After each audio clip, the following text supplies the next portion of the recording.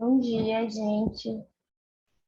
Eu sou Maíra Cordeiro, faço parte da coordenação da Rede Emancipa aqui em Belém, no estado do Pará, Amazônia, Brasil.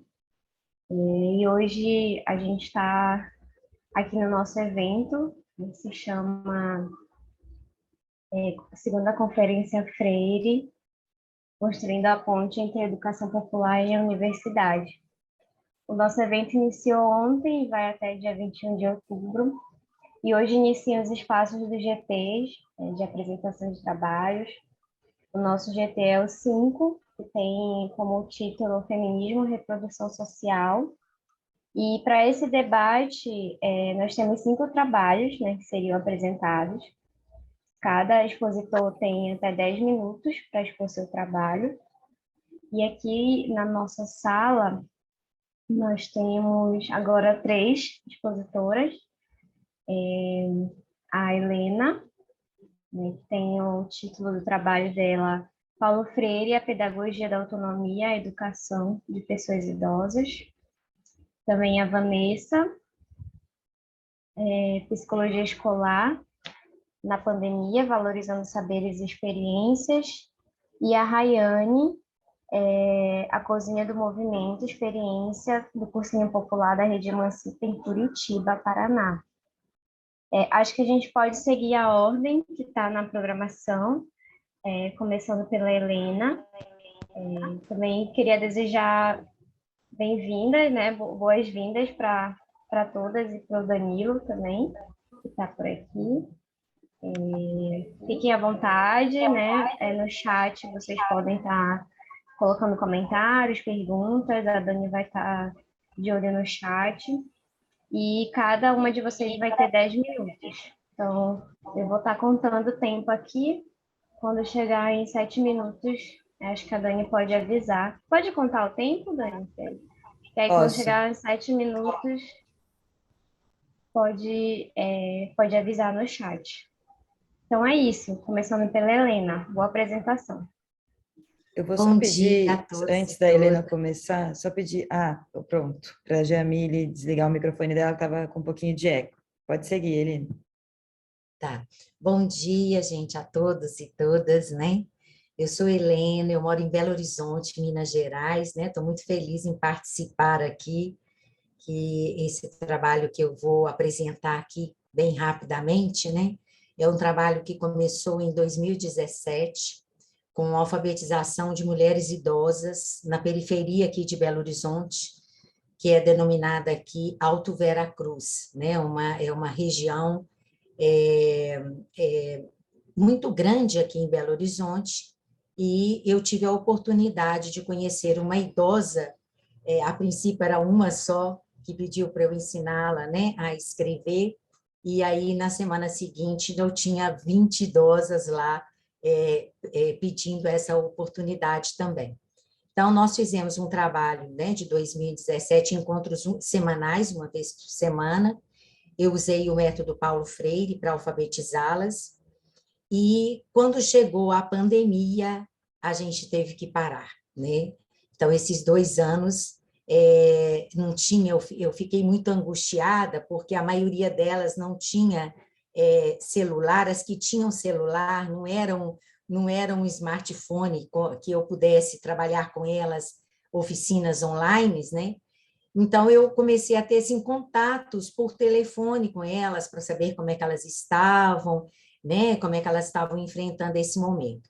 E aí, já na expectativa, né? Eu terminei meu curso de pedagogia na Unisul, e aí eu fiz o meu TCC, então, sobre esse tema, e fiz uma abordagem, né? Uma entrevista com elas por telefone, porque a minha expectativa era retornar o projeto esse ano, mas aí o que eu precisaria ajustar, uma vez que elas ficaram 2 anos sem essas atividades. Então, eu parti de algumas perguntas do que o projeto representava para elas, a gente voltando, se elas teriam condição de receber alguma orientação minha, por minha parte, via telefone, via celular, quem tinha celular, quem tinha algum filho com computador em casa, e bem como, quando a gente voltasse, se elas iriam continuar nesse projeto, porque é uma expectativa grande, assim, será que esses 2 anos deu aquela relaxada, assim, eu não quero mais isso, né?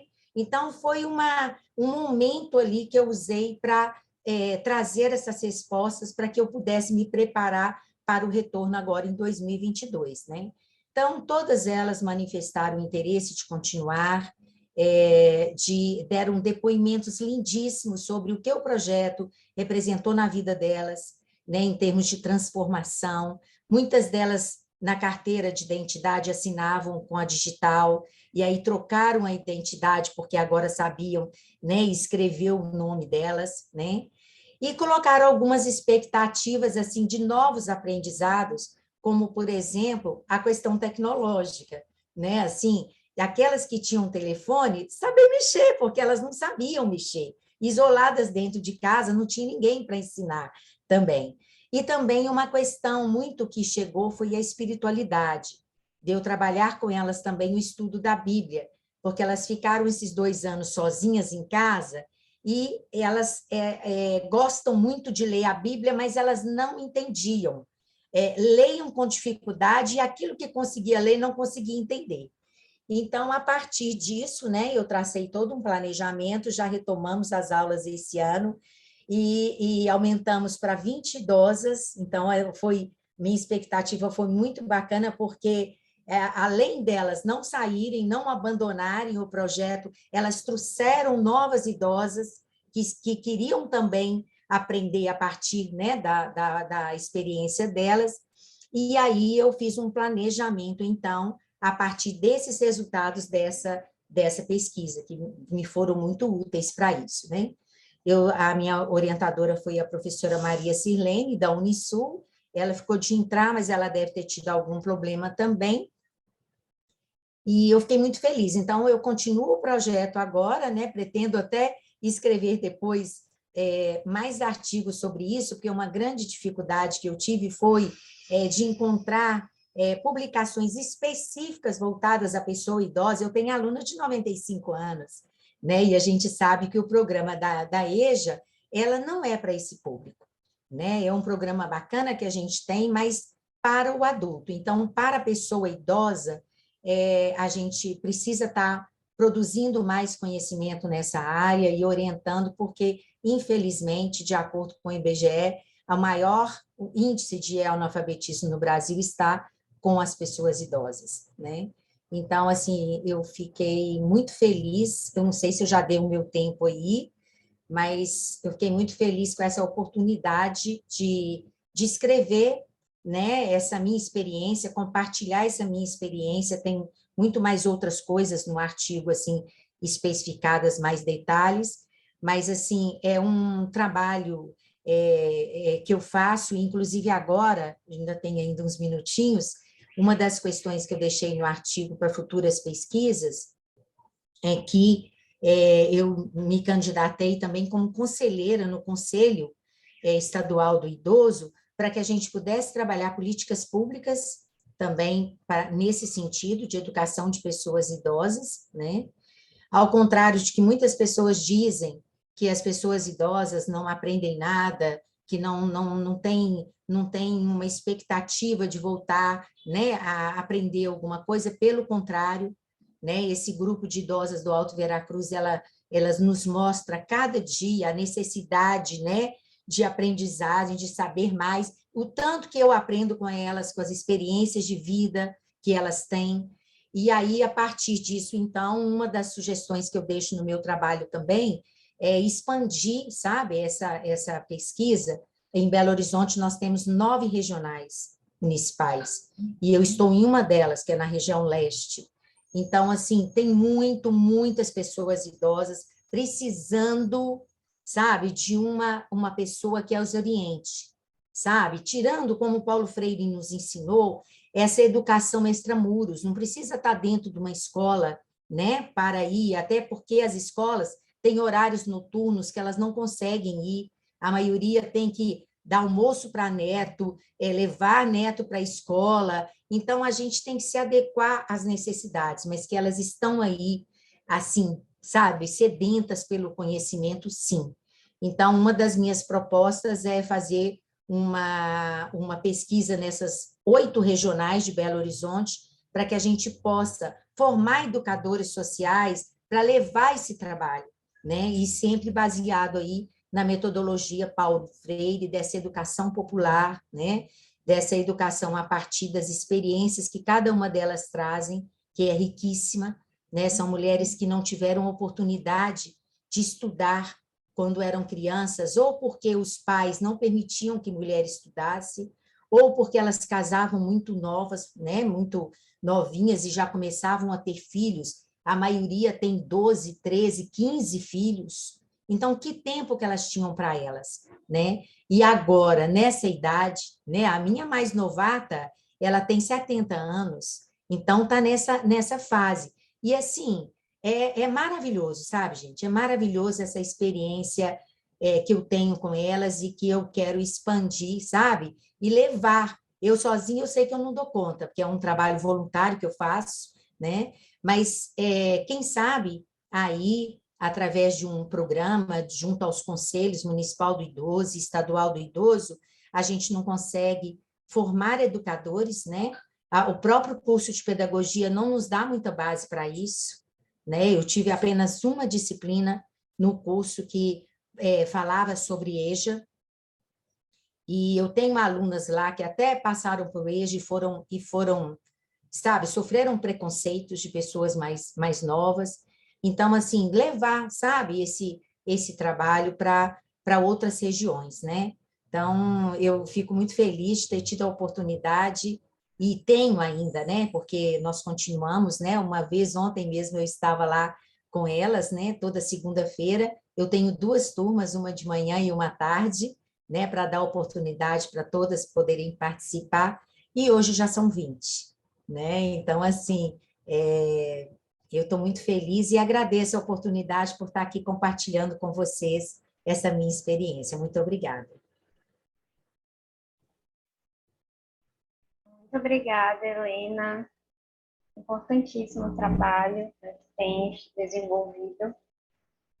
Agora é a Vanessa. A gente está seguindo a ordem da programação.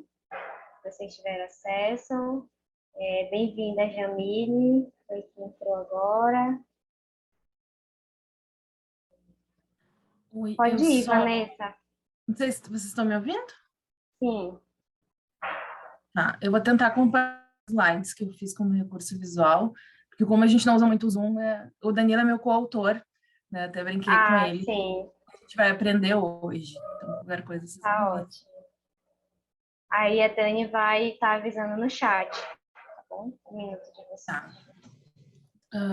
Posso começar, então? Pode sim. Vou começar, então, com uma audiodescrição, brevemente, né? Eu sou uma mulher branca, gorda, de cabelos pretos pelo ombro, cabelos enrolados. Estou com uma blusa preta listrada de branco e com fundo branco com estantes com livros na lateral. Eu vim aqui hoje, eu sou do Rio Grande do Sul, de Santa Maria, e eu vim aqui compartilhar com vocês um relato de experiência de um grupo que nós temos, de uma das atividades que nós realizamos durante a pandemia, né? Então, como a Maíra já disse, o meu trabalho se chama Psicologia Escolar na Pandemia, valorizando saberes e experiências.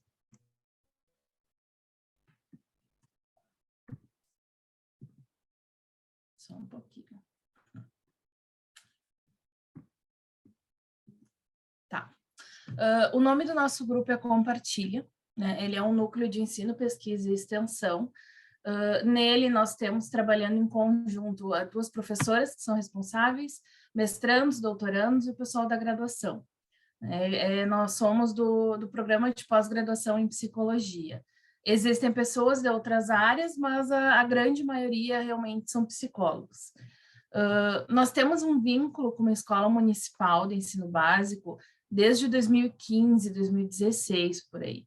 Então, ele já é um contato a longo prazo, né? Já é uma instituição que nós conhecemos e que nos conhece, e a gente desenvolve diferentes trabalhos. A cada semestre ou a cada ano, nós fazemos uma reformulação, né, dentro das necessidades e do que a gente se dispõe também disponível, né, para trabalhar, que é como um trabalho voluntário, como a Helena disse, a gente vai se adaptando, né, assim, como o trabalho da Helena.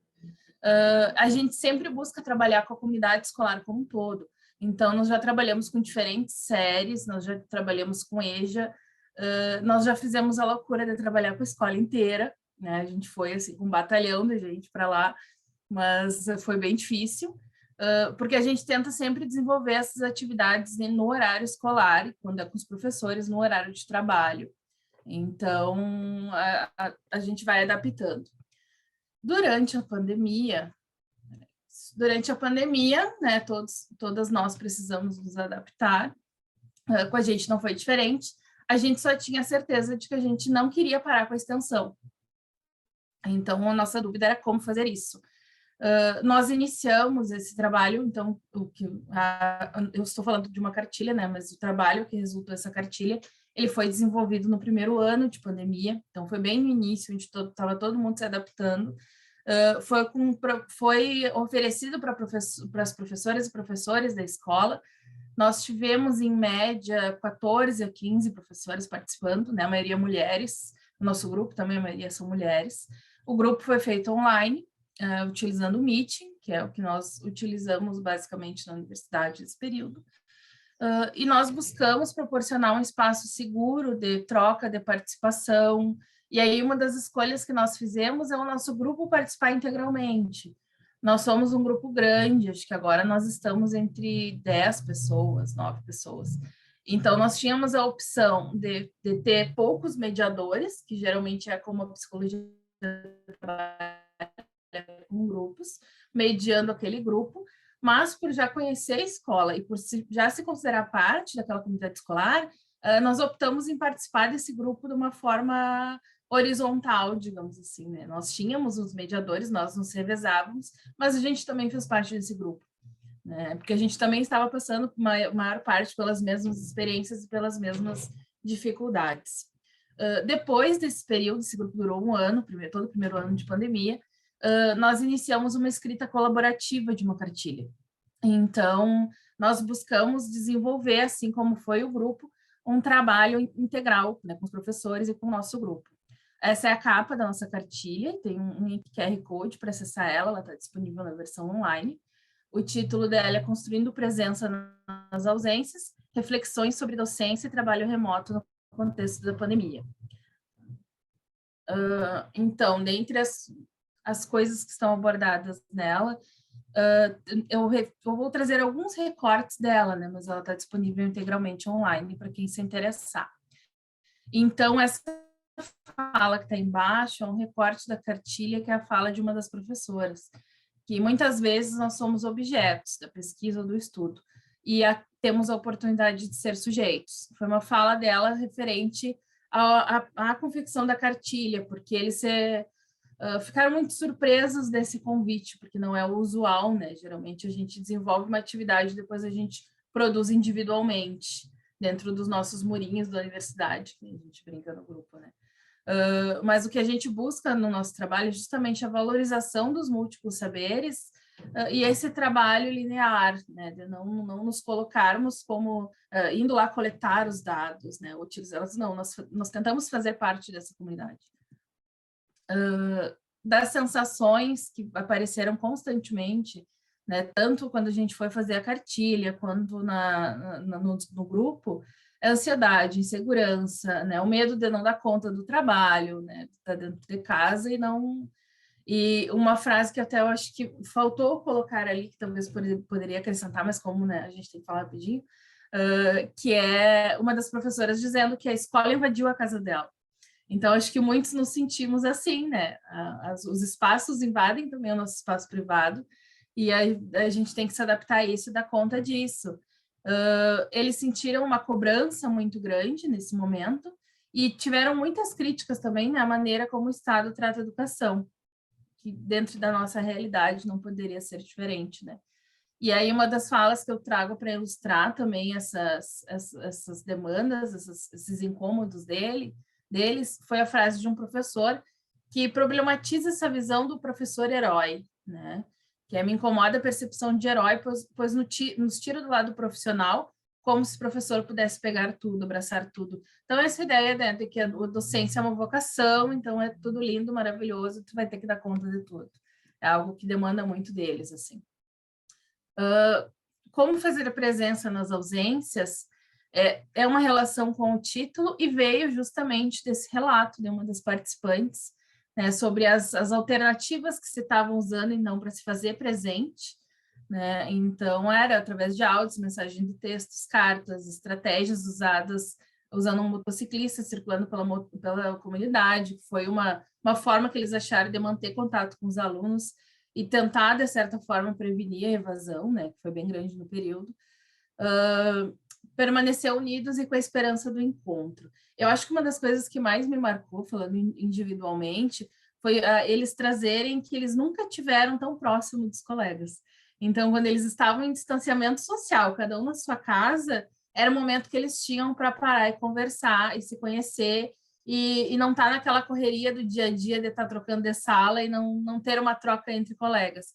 Então, eles trouxeram isso, que eles nunca se sentiram tão próximos da equipe de trabalho como um todo, como nesse período, porque eles tiveram que se ajudar e a gente teve que aprender a trabalhar junto, né, nesse sentido. Então, achei que foi uma característica bem significativa. Vou dar uma corridinha, porque eu sei que eu não tenho muito tempo, né? Mas a gente tentou, né, fazer um espaço de saberes, experiências e aprendizagens. Acho que conseguimos, até pelo retorno que nós tivemos, né, de todo mundo que participou. O uso da arte como uma forma de expressão foi uma constante. Então, o tempo todo foi trabalhado poesias, músicas, era algo que vinha, partia deles. E aqui uma frase que tem na cartilha que nós escolhemos de Freire, que é: a alegria não chega apenas no encontro do achado, mas faz parte do processo da busca. E ensinar e aprender não pode dar-se fora da procura, fora da boniteza e da alegria. Que eu acho que exemplifica muito o que nós sentimos, né, durante este grupo. Algumas referências utilizadas, né, muito obrigada. Espero não ter ultrapassado muito tempo.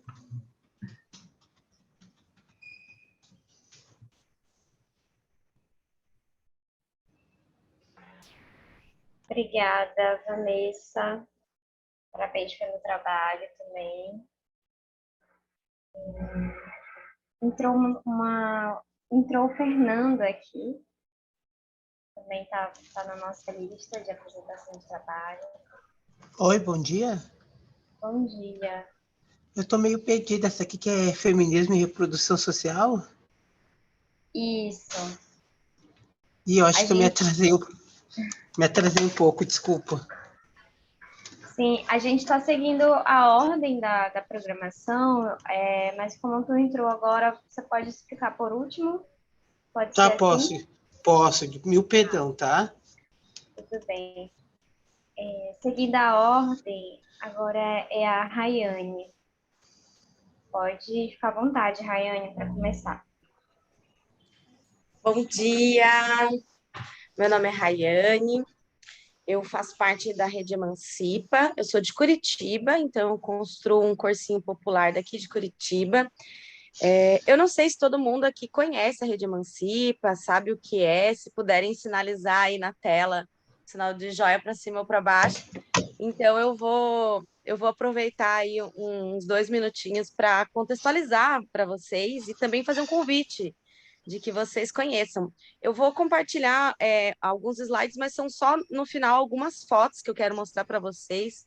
Eu espero que essa conversa contagie vocês e instigue vocês a conhecerem a Rede Emancipa. E vou colocar à disposição o meu contato de telefone, de e-mail, as nossas redes sociais também no final. O trabalho que eu vim trocar aqui com vocês se chama A Cozinha do Movimento, experiência do cursinho popular da Rede Emancipa em Curitiba. E sobre o que eu quero falar, né? Para contextualizar primeiro um pouco, a Rede Emancipa faz parte da construção desse evento, dessa Conferência Freire. É um movimento social de educação popular que está completando 15 anos de história. no Brasil e com o processo da pandemia vem se internacionalizando como experiências de educação popular, e majoritariamente aqui no Brasil a nossa experiência é na construção de cursinhos populares de preparação universitária para Enem, vestibulares, e que tem como um princípio muito importante estar nas periferias e constituir uma rede de luta pela educação. E em Curitiba, o nosso cursinho existe desde meados do ano de 2018, é bem recente, pensando que a pandemia nos roubou aí um tempo grande. Durante a pandemia, as nossas atividades não permaneceram online, foi um processo muito duro de perceber que não é possível fazer exatamente o que fazíamos como educação popular de maneira online, simplesmente transferir o cursinho para o online, porque a realidade da periferia é não ter acesso, muitas vezes, não é nem só não ter acesso à internet, ou ao computador, ou a ter que dividir o celular, mas é pelas condições de vidas concreta mesmo, né? A gente percebe que os nossos estudantes, fizemos um levantamento no primeiro momento, eles tinham dificuldades diversas de sobrevivência. Então, desculpa, me distraí ali com o chat. Então, nesse processo da pandemia, nós atuamos mais como solidariedade ativa, de fazer ações para lidar com as dificuldades mais imediatas e concretas que se fizeram presentes na pandemia, como a fome, a arrecadação de alimentos e tudo mais. Então, o nosso cursinho funciona aos sábados, o dia todo, e a gente teve que retomar as nossas atividades esse ano, e foi muito desafiador, a gente precisou mudar de vila e mudar de escola, mas estamos numa escola que somos muito bem acolhidos pela direção da escola.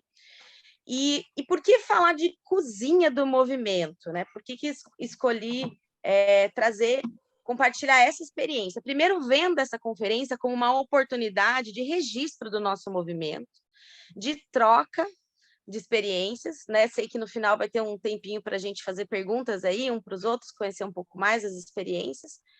E falar de cozinha para nós é mais do que falar sobre o almoço que a gente cozinha. Na verdade, uma metáfora para falar um pouco dos bastidores da construção desse movimento e das formas de fazer esse cursinho popular para além da sala de aula. Para nós, a cozinha do movimento representa essa metáfora, que é um espaço de formulação política, de produção coletiva de ideias e fortalecimento de vínculos. E nesse mesmo empenho aqui, a gente também vai falar sobre as nossas oficinas de percussão, porque para nós o conceito de cozinha do movimento que a gente está desenvolvendo tem a ver com isso, esses espaços para além da sala de aula, e as oficinas de percussão que a gente constrói, que também são puxadas por mulheres, fazem parte dessa ideia aí que a gente está desenvolvendo. Então, assim, o que a gente percebeu? Que na nossa história, fazer o almoço foi importante desde o primeiro momento, que a gente percebeu que os nossos estudantes, muitas vezes, eles vêm da vila, mas às vezes eles vêm de longe ou vêm de região próxima a pé, e não teria tempo para eles se deslocarem para se alimentar em outro lugar.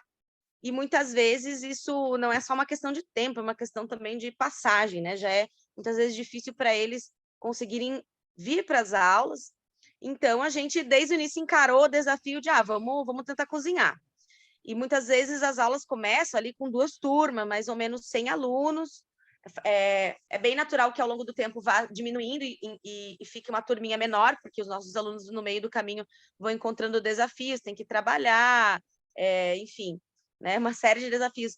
A gente acolhe todo tipo de estudante, ensino médio, pessoas que querem voltar a estudar, então tem dona de casa, tem pessoas que já tentaram vestibular uma vez, estão voltando. Esse ano a gente tinha algumas alunas que estavam realmente querendo terminar o ensino médio e viram no cursinho uma oportunidade ali de preparação também.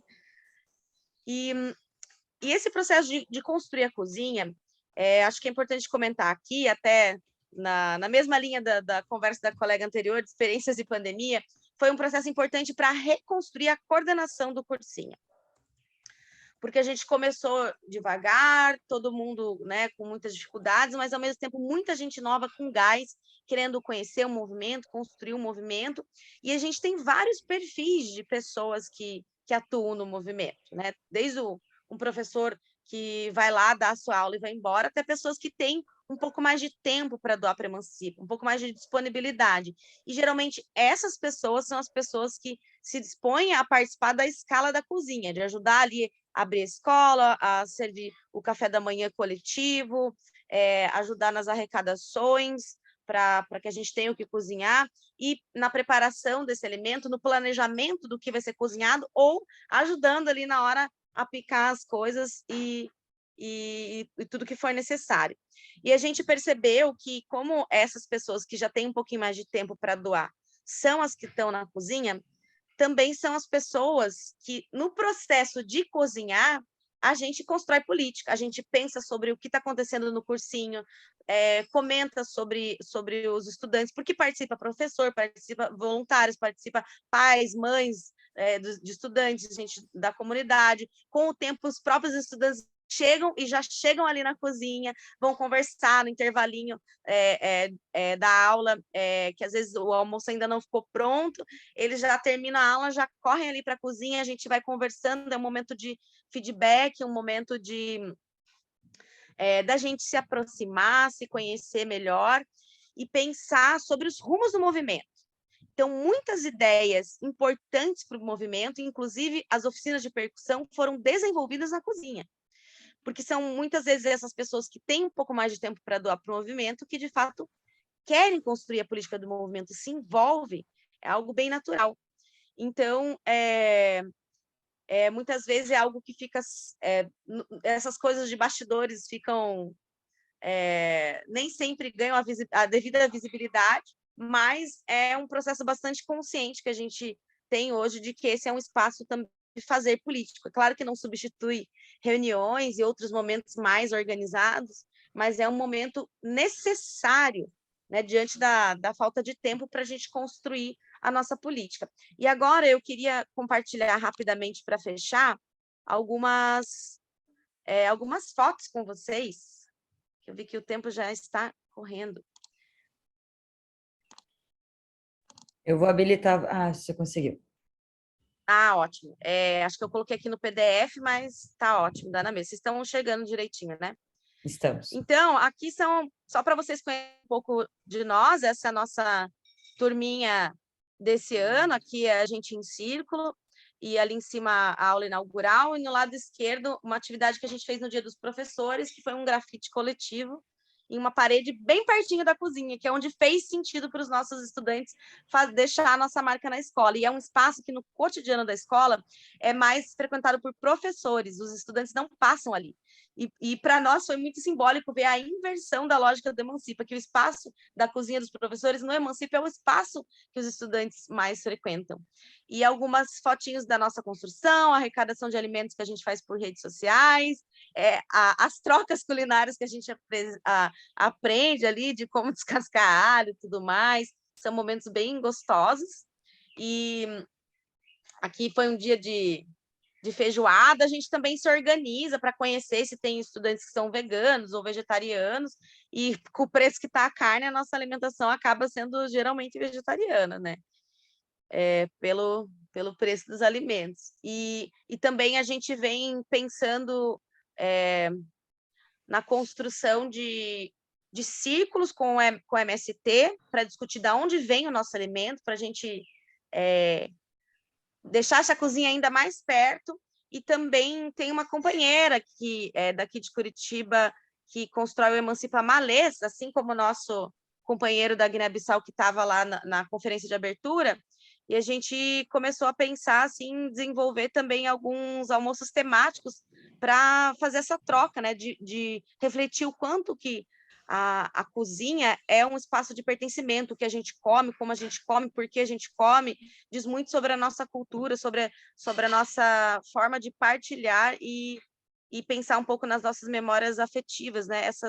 Esses momentos são importantes para a gente se conhecer, se aproximar, e o Emancipa é um lugar que se preocupa para além do vestibular. Então, a cozinha e as oficinas de percussão são um espaço que os nossos alunos desse ano, que quiserem, podem continuar a permanecer e serão muito bem-vindos e necessários no ano que vem e nos próximos anos. E essas são algumas fotinhos das nossas oficinas de percussão, que às vezes a gente tem algumas participações especiais de musicistas da cidade. E aqui separei 3 trechos de uma atividade de um professor que tem pequenos feedbacks dos nossos estudantes, em que eles disseram ali sobre os momentos marcantes no Emancipa.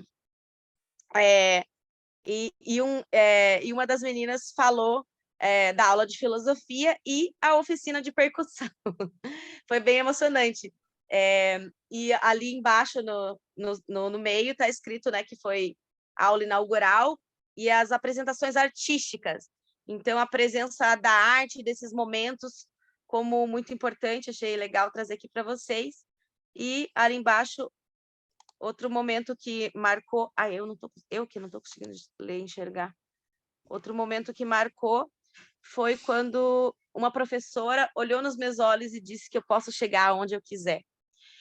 E o fazer junto, um lugar onde professor, voluntário, estudante, familiares estão em horizontalidade, muitas vezes são esses espaços, né? Da cozinha, da percussão, os círculos que a gente constrói, num primeiro momento, não são tão óbvios, que são espaços de debates importantes para a conjuntura, nem sempre são tão óbvios que podem ser abertos à comunidade, mas esses espaços, desde o início, a gente convoca as pessoas. Então, é onde a gente se aproxima, onde se reconhece e é onde a gente constrói a perpetuação também do nosso movimento. Então, é isso. Muito obrigada. Espero que não tenha passado muito do tempo e fico à disposição para a conversa. E deixo aqui, nos últimos segundos, e-mail, telefone, nossas redes, para vocês anotarem, para a gente continuar também em outras oportunidades, essa conversa. Obrigada. Obrigada, Rai, muito bom. Parabéns pelo trabalho. Dá para tirar? O meu ainda está aparecendo aqui a apresentação do trabalho. Deixa eu ver se eu sei tirar. Como é que tira, meu Deus? Agora. Foi. Obrigada. Então, seguindo a ordem, agora é a Jamile. Oi, bom dia. Eu vou só compartilhar aqui, tá? Vou ver se eu sei, porque eu não consigo usar o Zoom. Pode ficar à vontade.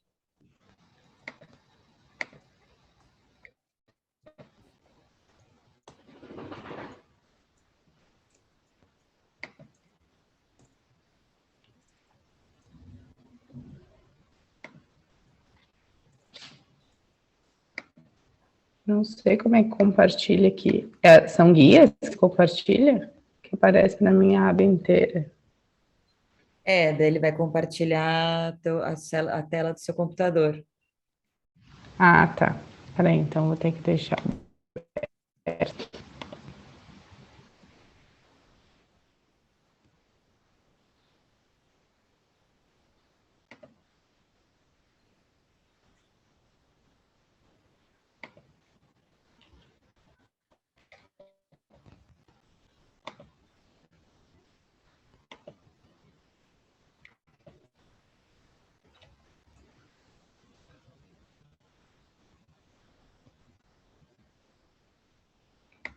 Vamos ver se agora eu consigo.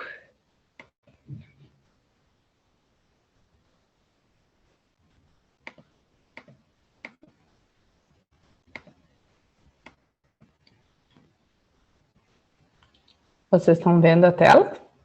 Sim. Só vou botar apresentar, porque não está na hora da apresentação. Tá tudo certo?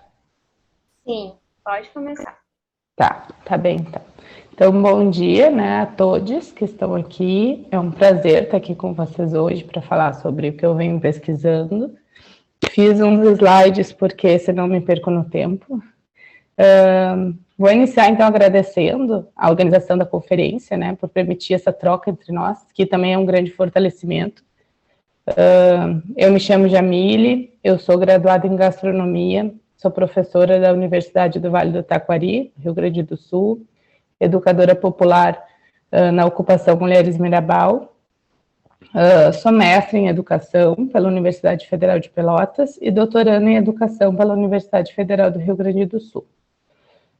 O que eu vou apresentar aqui hoje é um trabalho que eu intitulei Horizontes de um Esperançar, experiência do projeto Quitutes Mirabal, onde eu sou educadora popular. Nesse trabalho, então, eu busquei refletir sobre a experiência do projeto de educação popular feminista dentro de uma ocupação urbana e casa de referência de mulheres na cidade de Porto Alegre. Eu refleti principalmente sobre o marxismo e a perspectiva decolonial, ou como a praxis do feminismo crítico através da educação popular permitiu construir pontes com as perspectivas decoloniais e o materialismo histórico dialético, o que dialoga muito com o que o Paulo Freire construiu enquanto teoria. E aí, para explicar um pouco sobre o projeto Quitutes Mirabal, é um projeto que se organiza em meio ao movimento de mulheres, um movimento feminista e marxista, como um espaço de construção na movimentação de saberes de experiência vivido dessas mulheres, dialogando a partir dos fazeres culinários. Então, o projeto ele nasceu de oficinas de culinária com mulheres que eram acolhidas na ocupação, que também é uma casa de referência para mulheres que sofrem violência doméstica, por isso temos sempre abrigadas e acolhidas, e lá eu sou militante educadora popular. E aí, então, depois de alguns ciclos de oficinas, as mulheres que participavam construíram a ideia de, a partir dos fazeres culinários, criar meios de gerar renda, porque a questão da geração de renda para mulheres que sofreram violência doméstica ela é bastante importante, né, para o rompimento do ciclo de violência. Então, hoje elas se organizam como produção associada na ideia de uma economia solidária e feminista, né? E a nossa abordagem continua sendo a da educação popular feminista.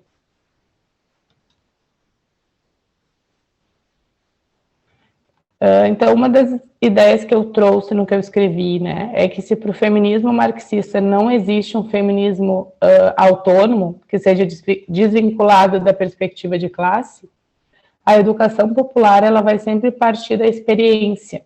E na sociedade capitalista, a experiência é sempre uma experiência de classe. Portanto, ela vai vincular os processos de troca e construção de saberes a partir da ideia que vai buscar romper com essa hegemonia construída, né? Que é uma hegemonia tanto do ser, quanto do saber e quanto do poder.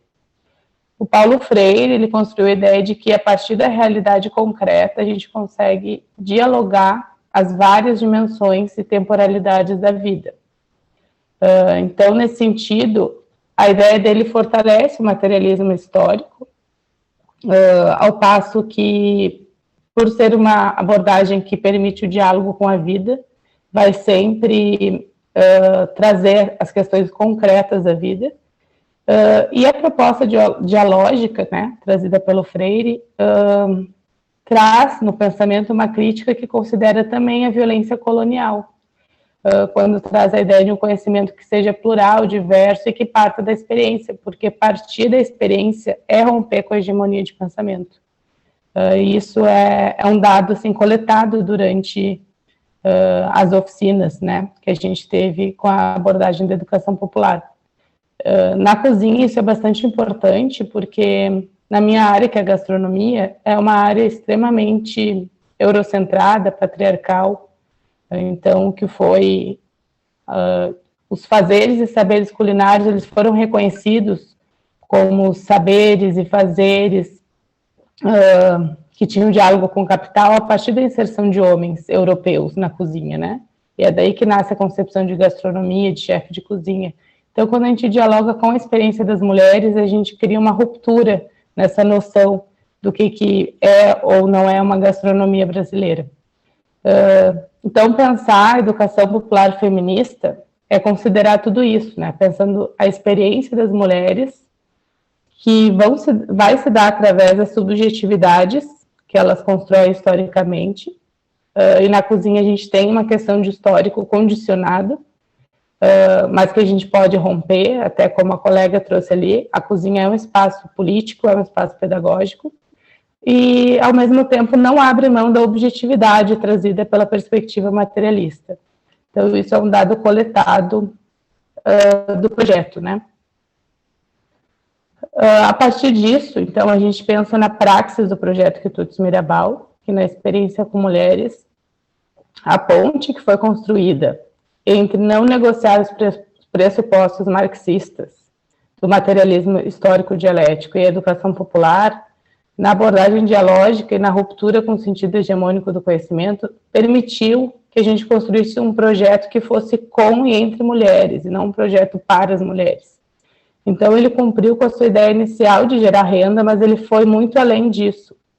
E foi entre essas trocas de saber, o diálogo que se deu a partir dos saberes da experiência vivida e a ideia de que o trabalho desenvolvido ali era também formação.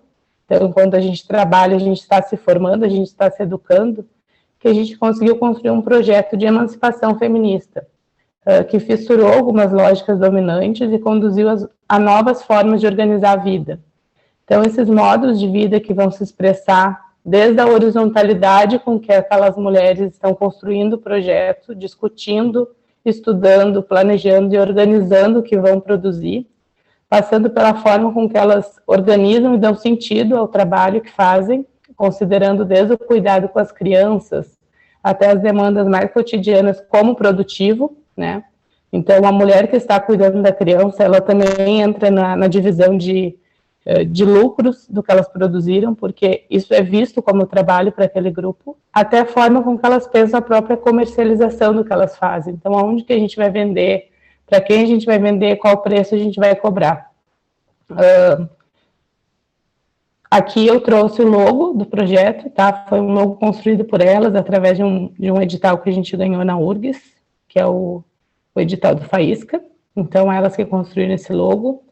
Ali é uma foto de uma oficina, ali na terceira foto é quando a gente lançou o Quitutes Mirabal, então num bar de Porto Alegre, e ali elas produzindo nesse bar, então num ambiente que é bastante profissional, assim, no sentido de que tem bastante recursos, né, e foi bastante legal essa experiência de produzir numa cozinha bem equipada, coisas que a gente está lutando para ter.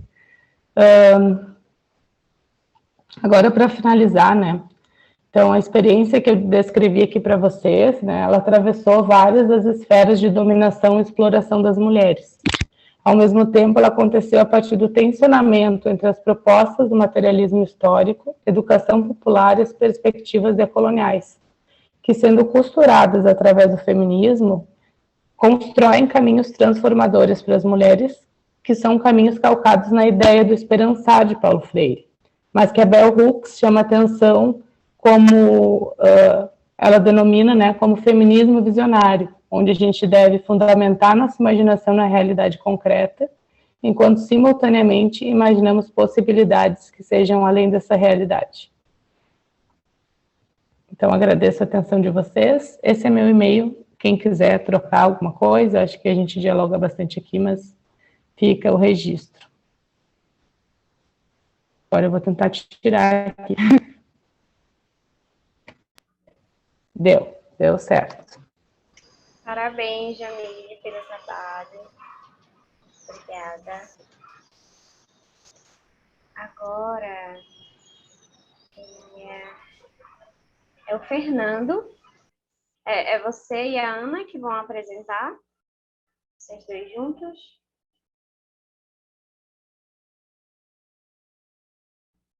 Fernando, tá me escutando? Sim. Fernando, teu microfone está fechado, meu amor. Oi, bom dia. Alô, alô, alô. Oi, estão me ouvindo? Sim. Sim, eu só quero pedir a gentileza, como eu uso muito o Google Meet, eu vou projetar para o Fernando começa.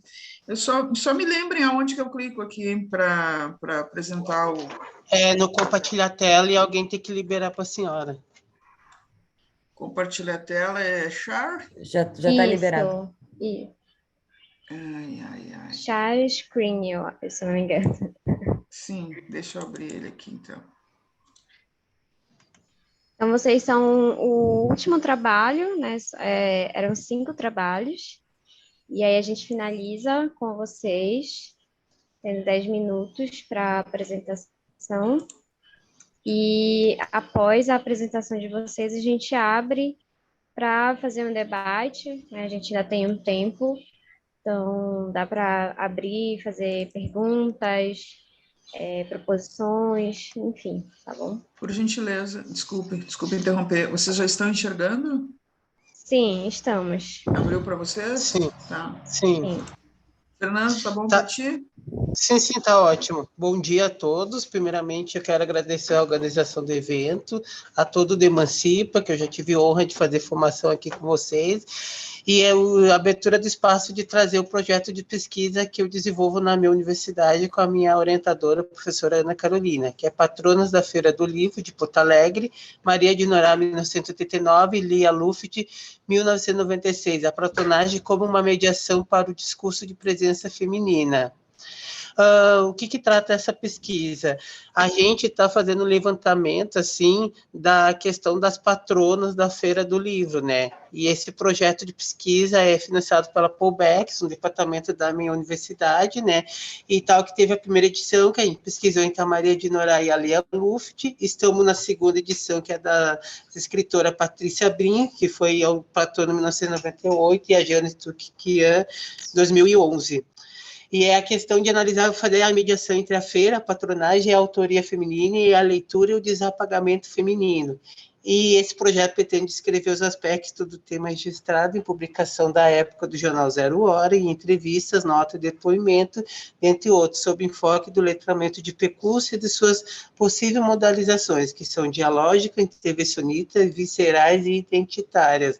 Próximo, por favor.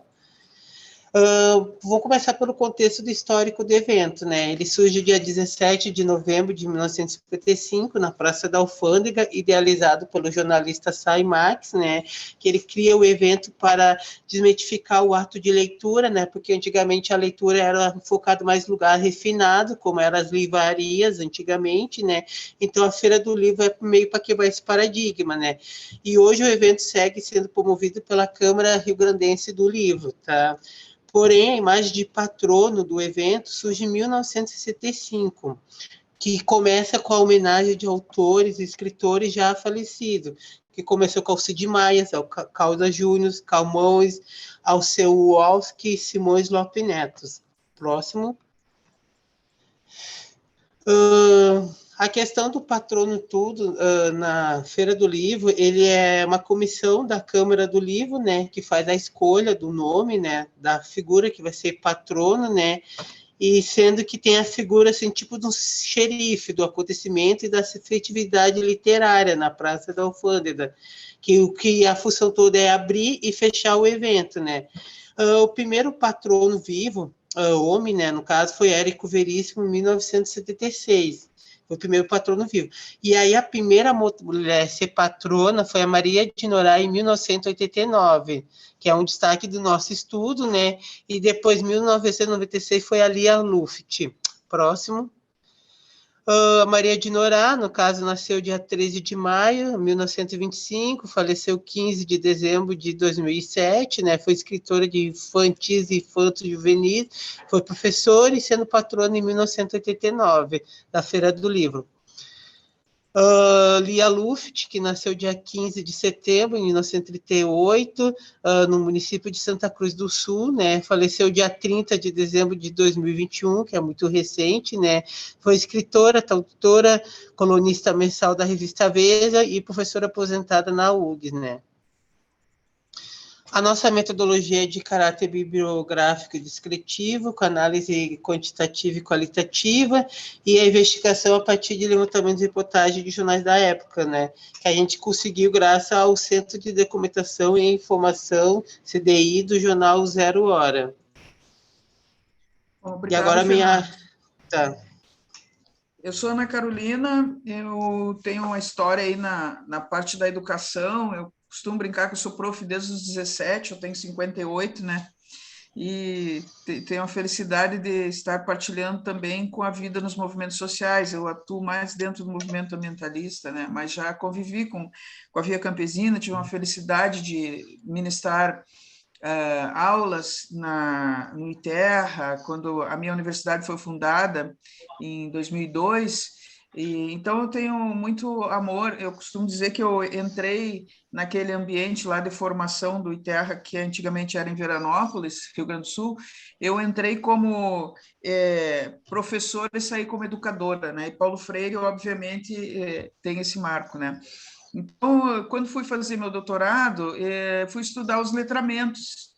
Mas, a partir da leitura da obra que eu escolhi, que eram relatos de pipidianos, eu percebi que não havia letramentos separados, era um letramento que eu resolvi batizar de letramento de percurso, porque eles usavam muito essa expressão, que o meu percurso, meu percurso, meu percurso. E aí eu comecei a delimitar esse espaço como um espaço de, até mesmo de resistência, né? Porque quando você fala letramento cinematográfico, letramento digital, letramento não sei o quê, você esvazia a palavra letramento e passa a dar como se fosse uma instrumentalização dentro de uma determinada área, né? E com o letramento de percurso, eu procurei cunhar uma ideia de educação completa, né? Claro, como eu sou da área de letras e o Fernando está junto, apesar de ser da administração pública, o Fernando está junto pela pessoa que ele é dentro dos movimentos sociais, né? Nós, então, nos unimos essa parte da linguística aí, junto com a visão do Fernando de resistência e de libertação, né? Então, nós começamos esse letramento, essa discussão do letramento. É um conceito que eu cunhei, não encontrei outra pessoa que tenha escrito sobre isso, no sentido de verificar nas falas, nas escritas das pessoas, como que elas se manifestam. E aí, ao fazer isso, eu percebi que eu tinha que criar também uma forma de fazer essa análise, porque as modalizações, para quem não é de letras, modalização é como é que você diz a coisa, né? Então, as modalizações que surgiam eram todas ligadas naquela função ainda do professor que olha daqui para lá, né? Então, eu resolvi fazer novas modalizações, e ao invés de usar alguém da linguística, eu usei o Broncar, que é mais da sociologia, enfim, fiz uma bela salada, né? Como aqui o espaço não é exatamente de letras, eu estou só dando um recorte para vocês. Então, eu fiz a adaptação das modalizações para esse conceito de letramento que eu cunhei, que seriam as dialógicas, né, freireanas, né, que revelam interlocuções, as intervencionistas, que é aquela fala que você faz, mas que muda as coisas, viscerais, muitas pessoas falam colocando parte do seu corpo, né, parte da sua alma ali naquilo que estão falando, e identitárias no sentido de identidade. Esse estudo meu do doutorado acabou se transformando num livro, que se chama O Letramento de Percurso. Agora eu terminei o pós-doc, que também vai se transformar num livro, também girando em torno do letramento de percurso. Aqui um paralelo entre as funções modalizadoras do Broncar e as modalizações de letramento de percurso, como uma diferença e uma espécie de resistência também.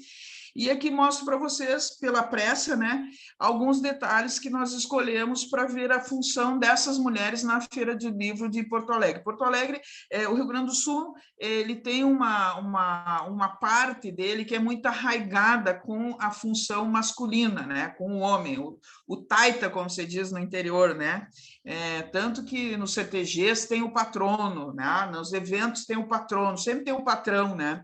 E essas mulheres, elas foram mulheres que abriram o espaço no momento em que não havia essa convivência, tá? Não havia esse fortalecimento dessa figura. E aqui, para vocês terem uma ideia, eu vou passar rapidamente, eu não enxergo, eu vejo que tem comentário no chat, mas eu não enxergo, tá? Estou enxergando só a minha folha aqui. Aqui tem uma imagem da folha do jornal. Mais né? um minuto, Ana. Obrigada. Vocês têm uma imagem aqui da folha do jornal, vocês podem ver que tem muito texto aqui no entorno da foto da patrona, que foi a Maria de Norá, mas a fala dela está aqui numa pequena frase, tá? O resto, todo o texto é falando sobre o que os homens que estavam lá falaram, prefeito, esse, aquele, aquele outro. E olha que interessante o que ela fala, foi só o espacinho que deram para ela.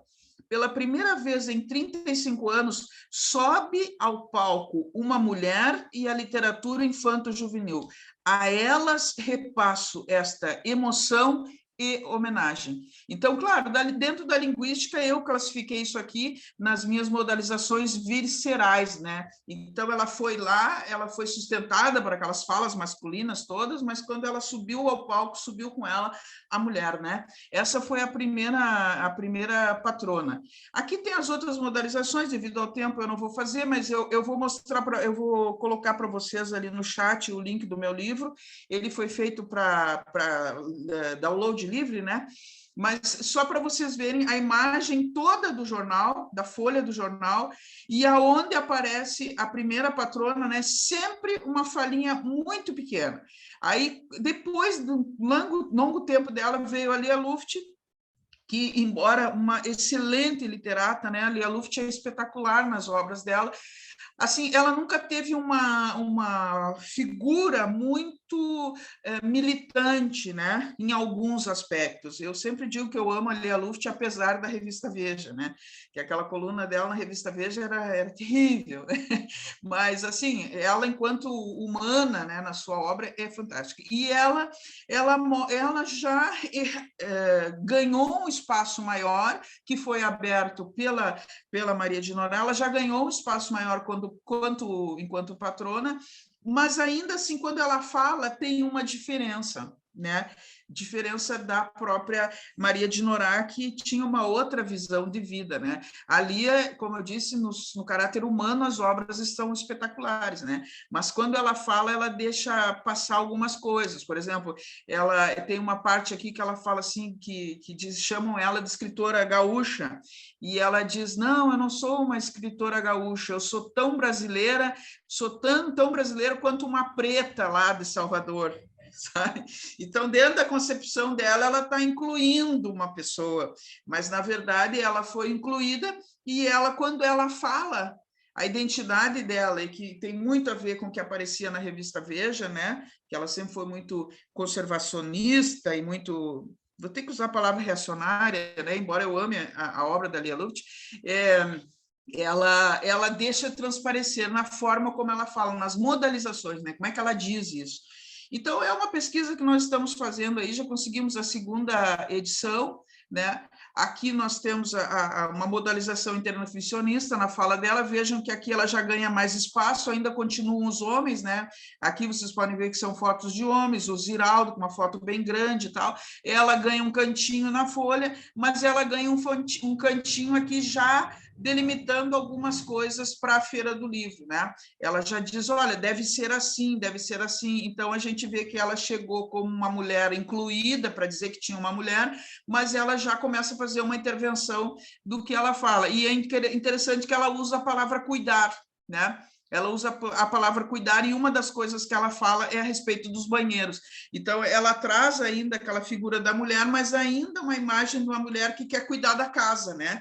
Então, essas são análises que nós estamos fazendo, Fernando e eu, no sentido de mais linguístico, né? Mas a gente quer mostrar que essas mulheres, como o Fernando sempre diz, uma puxa a outra, né? Que essas mulheres foram puxando outras, e as mulheres que entraram mais atualmente como patronas da Feira do Livro, elas já entraram com uma fala mais bem posicionada, digamos assim, politicamente, no sentido do feminino, né? Da própria mulher.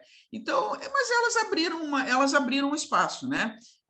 As 2 primeiras abriram espaço. A Patrícia Brins, agora nós estamos começando a estudar.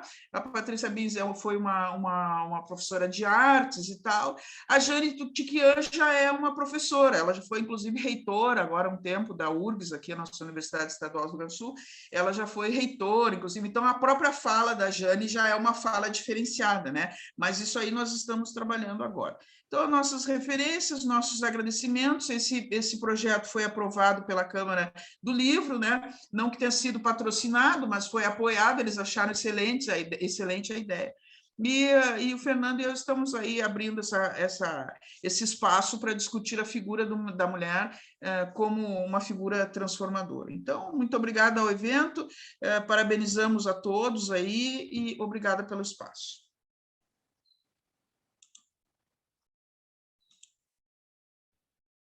Obrigada, Ana, Fernando. Parabéns pelo trabalho. Então, a gente encerrou as apresentações. Eu queria parabenizar todos vocês. Não é fácil, principalmente para quem desenvolveu uma pesquisa durante a pandemia, né, como foi o relato de alguns. Também para as mulheres, né, que estão aqui, que são pesquisadoras. A gente sabe que é muito difícil, né, quando se tem uma casa, uma família também, filhos, tudo fica mais complexo, né? Para desenvolver uma pesquisa, para escrever. Os trabalhos, fiquei prestando atenção em todos, são bem diversos, mas acho que todos têm em comum a questão de como e do quanto a educação, quando ela é libertadora, quando ela tem esse propósito libertador, ela serve como uma ferramenta de emancipação, né, em especial das mulheres, que são atravessadas pelo racismo, pelo machismo, pela desigualdade social. Então, acho que queria parabenizar, né, todos vocês, Fernando e acho que é Danilo, isso, Danilo também estão aqui. Não sei se a Dani quer fazer alguma fala, também abriu o espaço para debate. Pode ficar à vontade. Eu quero fazer perguntas, na verdade, para todas e todos. Foi muito legal ouvir a experiência, presença forte de Porto Alegre, né, do Rio Grande do Sul aqui nessa sessão. Muito interessante isso.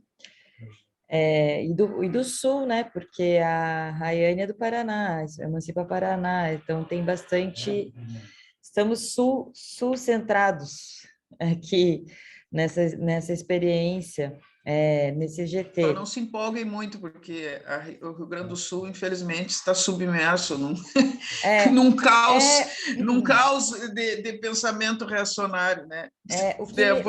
O que me faz pensar que temos um chão interessante para pensar uma resistência ao reacionarismo, na educação popular, na educação popular, certo? E eu gostaria muito que vocês falassem sobre isso, inclusive, nós chamamos esse GT de feminismo e reprodução social, porque a gente tem identificado na experiência de organização dessas formações e também no acompanhamento do trabalho nos territórios, a Maíra pode até me completar nesse sentido, né, a centralidade da auto-organização das mulheres e a necessidade cada vez maior da elaboração a respeito de um feminismo popular, né, de uma concepção política feminista e popular de organização no território, né, de empoderamento das mulheres, de conquista da autonomia e de articulação desta conquista da autonomia com a própria visão do espaço e das relações sociais no espaço onde se constrói a educação popular. Isso é muito interessante e contraditório, né? Quando eu entrei na Rede Emancipa, uma das primeiras coisas que eu fiz foi uma pesquisa com coordenadores e educadores, na maioria mulheres, estou falando no masculino, só para reproduzir o discurso dominante sem querer, mas a maioria esmagadora eram mulheres, a respeito de o que era ser educador popular na Rede Emancipa. E uma coisa que apareceu muito forte é essa relação contraditória entre você atuar no território, organizando o território, junto, né, com as pessoas que ali residem, e você substituir o papel do Estado, né, substituir aquela função que o poder público deveria realizar e não realiza, e empurra as pessoas para uma necessidade de auto-organização, até mesmo para reivindicar esses direitos. No caso da saúde das mulheres, isso é muito evidente, a questão da soberania alimentar, isso é muito evidente, na luta contra a violência, isso também aparece, a própria questão do acesso à educação, né? A Helena pontuou na fala dela esses limites da escola, né? Quando a escola começa a ser um espaço excludente, o que que a gente faz?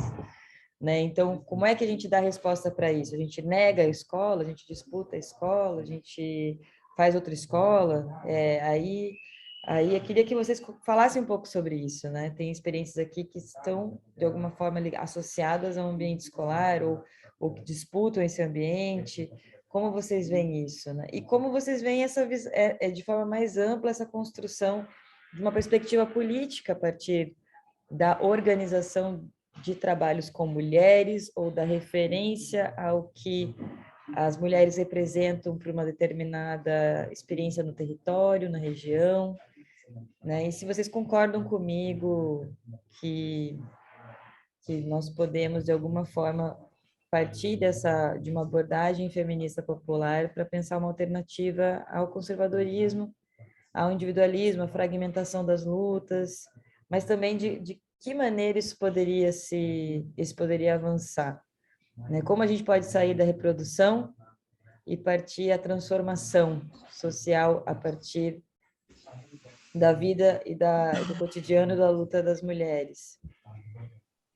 E parabenizar todas as experiências, assim como a Maíra já falou, foi muito engrandecedor, aprendi muito com a experiência de vocês, com os sacrifícios realizados, com os esforços, a energia depositada em cada uma delas, que é muito importante, fundamental para nós. A gente sabe, quem trabalha com educação popular sabe que o investimento de energia humana, pessoal, né, de tempo, dedicação, sacrifícios que são feitos para a atuação na educação popular, eles são enormes. Então, a gente busca sempre dar o maior valor possível para esse esforço. E a nossa forma de valorizar esse esforço é tornar ele efetivo. Tornar esse tempo, de fato, efetivo para alcançar esse poder, essa capacidade de transformação da nossa realidade. A Conferência Freire, ela tem essa finalidade.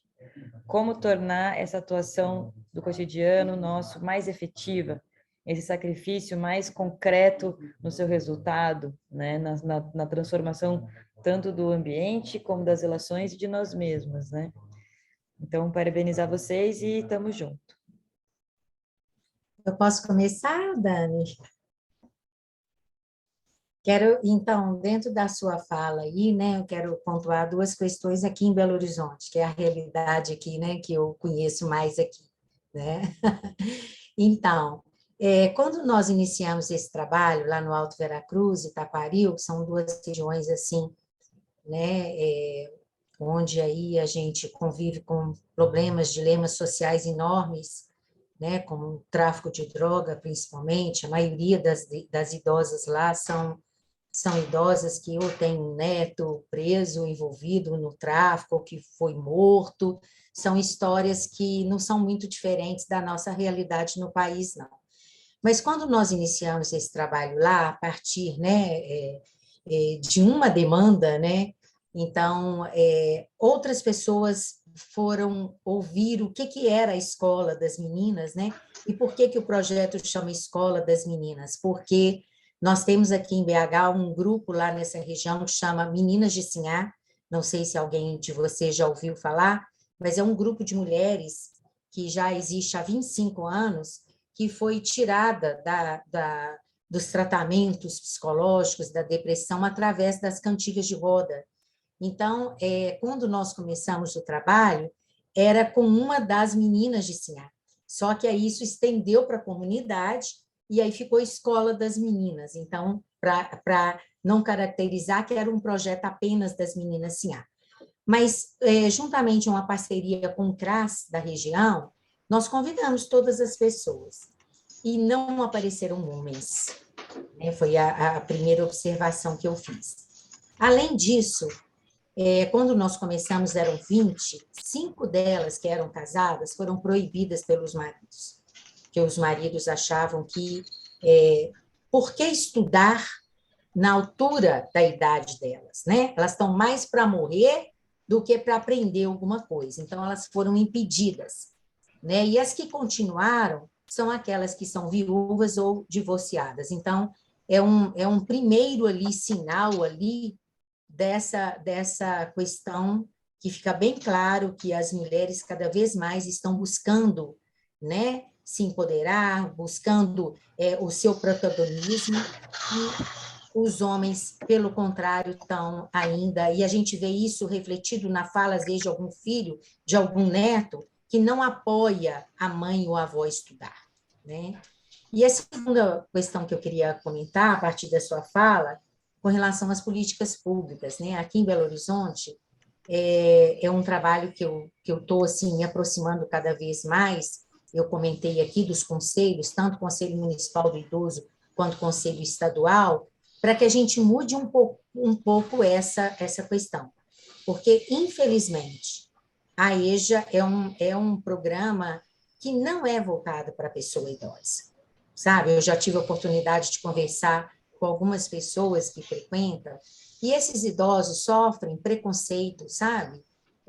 Elas têm dificuldade de enxergar do que está sendo colocado no quadro, ou de ouvir, e tem sempre uma pessoa que está ali para dizer para esse idoso, olha, aqui não é seu lugar, o que você está fazendo aqui?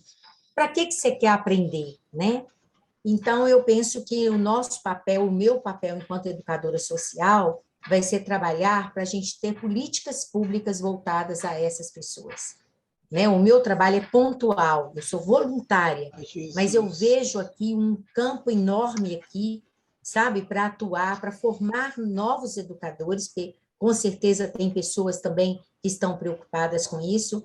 2 idosas faleceram nesse processo, né, de coisa, e é algo natural que eu venho trabalhando até comigo mesmo, mas elas morreram sabendo escrever o nome delas, sabendo ler uma receita do posto de saúde, sabe? Então, isso, para mim, é transformação social, isso é empoderamento, isso é protagonismo.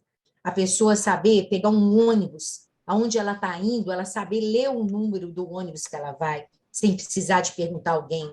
Ela saber que o remédio dela, ela não precisa tomar o azul de manhã e o branco à noite, ela vai saber ler o nome do remédio dela, saber que dia que ela tem um exame na UPA. Então, isso para mim é transformação, sabe? Então, eu penso que a gente tem que trabalhar, sim, eu aqui em Belo Horizonte e vocês aí, com certeza, na região, para que a gente forme mais e mais educadores sociais, mas, principalmente, batalhar por políticas públicas, para que isso seja um direito de todo idoso no nosso país. Obrigada.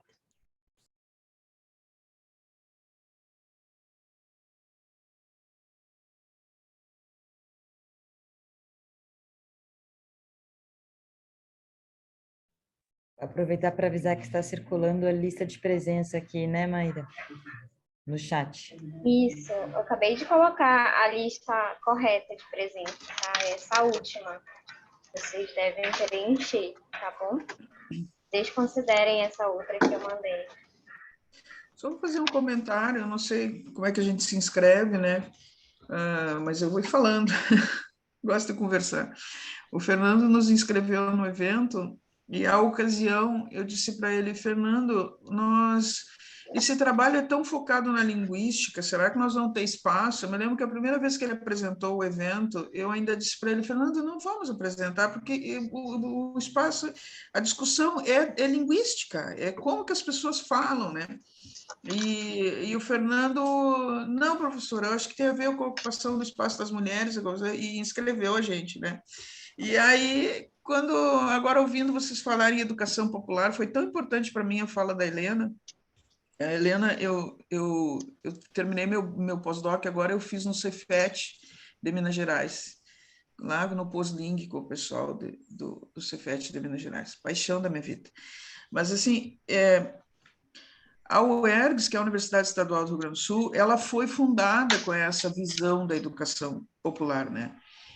Era para ser esse espaço. E, em grande medida, a UERGS continua trabalhando com a educação ambiental, com a questão da, como é que se diz, da agricultura familiar, com os bioprocessos. O nosso curso de letras é um curso voltado à formação de professores dentro da mentalidade do Paulo Freire, das resistências, né? Nós temos um mestrado em educação, mestrado profissional, mas é um mestrado em educação também voltado às resistências. Eu faço parte de uma linha chamada Educação, Direitos Humanos e Tecnologias. Então, nós trabalhamos nesse campo aí.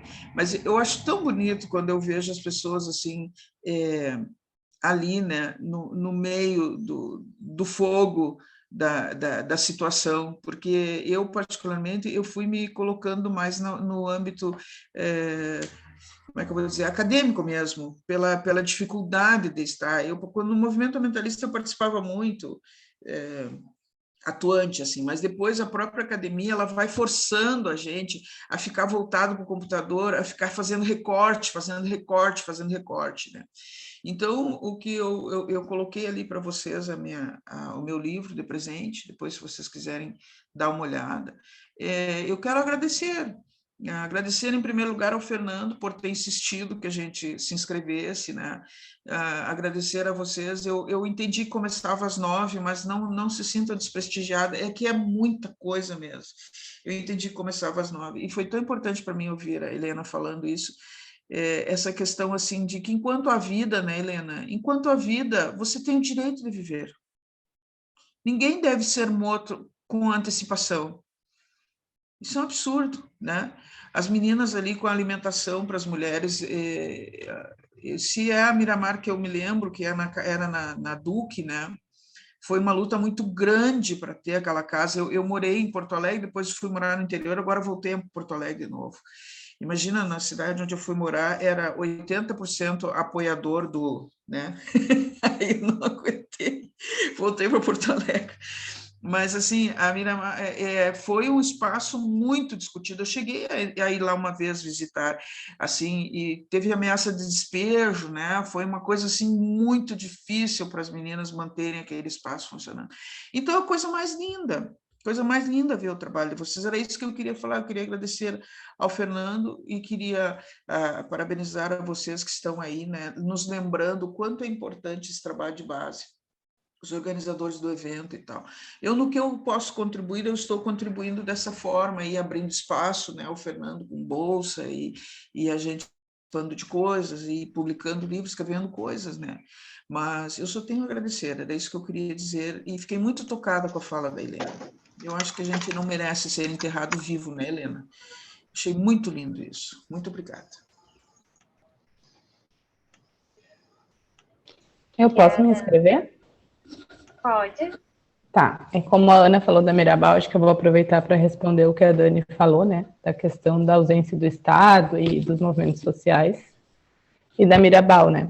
Então, a Mirabal, ela é uma ocupação urbana, organizada pelo Movimento de Mulheres Olga Benário, que organiza outras ocupações em outros lugares do país, mas que a primeira foi aqui em Porto Alegre, né, que era ali na Duque de Caxias.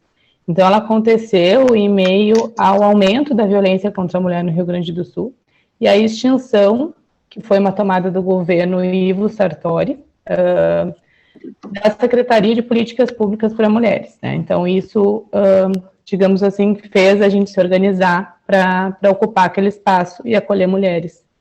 Mas também que oferece um acolhimento muito diferente do que o Estado oferece aqui no Rio Grande do Sul. Porque lá na casa, quando as mulheres entram, elas são moradoras da casa, elas organizam a casa, assim como as militantes, elas não têm tempo de saída, então, diferente da casa de acolhimento da prefeitura, por exemplo, que elas chegam lá, elas têm tanto tempo para sair, elas têm tanto tempo para arrumar um emprego, né, como se não tivessem passado por uma situação de violência que realmente abala as pessoas. Também lá na casa elas podem levar todos os seus pertences, cachorro, filho, geladeira, né? E na casa da prefeitura elas não podem levar filhos que são homens maiores de 14 anos, elas não podem levar nenhum pertence, então é como se elas tivessem que começar do zero, como se elas não tivessem passado antes. Então é uma mudança também epistemológica de como se vê a violência contra as mulheres, né?